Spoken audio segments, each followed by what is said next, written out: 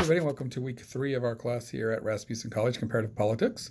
So we are starting module 3, looking at two nations of Russia and Germany this week, which are interesting nations in terms of their history and in terms of their transition through the Cold War and in the post-Cold War era. They've taken two very different paths to explain it all.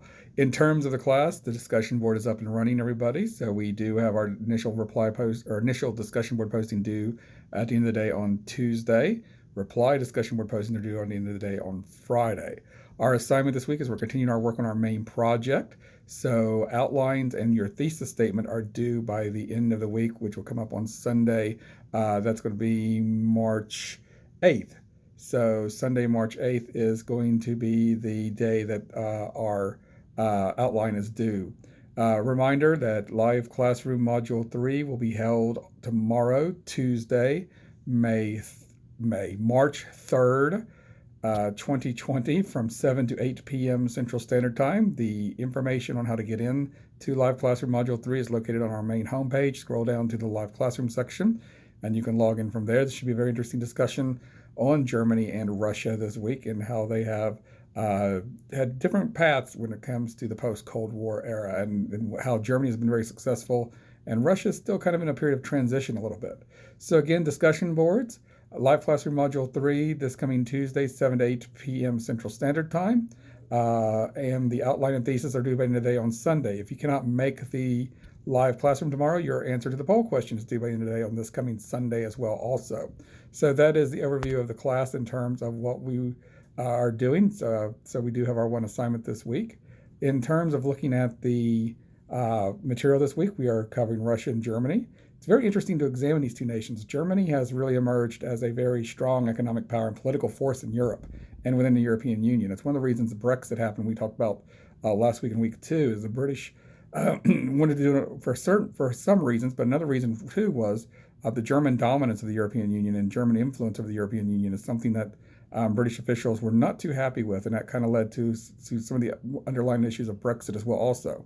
Now there were other issues too in terms of economic separation and looking at sovereignty and those kind of issues we discussed last week. But the German versus British issues are there when it comes to the British decision in Brexit and determination of leaving the Union. So we have to examine Germany and how it's become a big economic power in Europe. Germany has a robust economy. They have a lot of industry in Germany. Germany has led a lot of the issues when it comes to immigration from the Middle East into Europe. Germany has taken on a lot of immigrants themselves, have had a really big open door policy, which is very different from the United States here in the past few years. So Germany has had a much more relaxed open door policy when it comes to immigrants coming in from war-torn areas of Iraq and Syria and those kind of situations.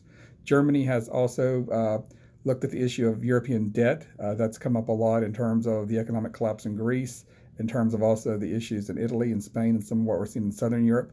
So Germany has been very big about loaning countries money in terms of trying to keep their economies from collapsing, but it's also put on requirements with their loans as well too to get those economies to straighten up and to not continue to be in deficit like they are. Germany's been a very big political force in the past few years as well too when it comes to issues of climate change, issues of European responses to issues like Iran and North Korea. So Germany's taking on a very big leadership role. In contrast, Russia is a very different country. Russia, of course, is dominated by Vladimir Putin. President Putin has been very big about reasserting Russian dominance outside of Russia in terms of Russian involvement in the Crimea region, eastern Ukraine, in terms of Russian support for separatists in the Ukraine. Russian involvement in Syria. So Russia has taken on a much more active international stance as well too in the last few years. We're also looking at Putin in terms of how he has really become the center of power of government in Russia as well too, and how most of the other foundations of government really just abide by what Putin wants to do. And we also look at the economy in Russia. Russia is still in a transition area. It's not truly a really first world economy yet. So it's still got some issues when it comes to corruption and it comes to being dependent on certain industries. So it's a very interesting discussion this week we're going to have on Russia. So with that, that is going to be a very interesting week for us this week. A reminder, my office hours are on Tuesdays and Sundays from 9 to 10 p.m. Central Standard Time. It's time you can call or text. But you can also reach me by email anytime you need to. With that, everybody, have a great week and hope to see somebody in our live classroom tomorrow night as we discuss Germany and Russia.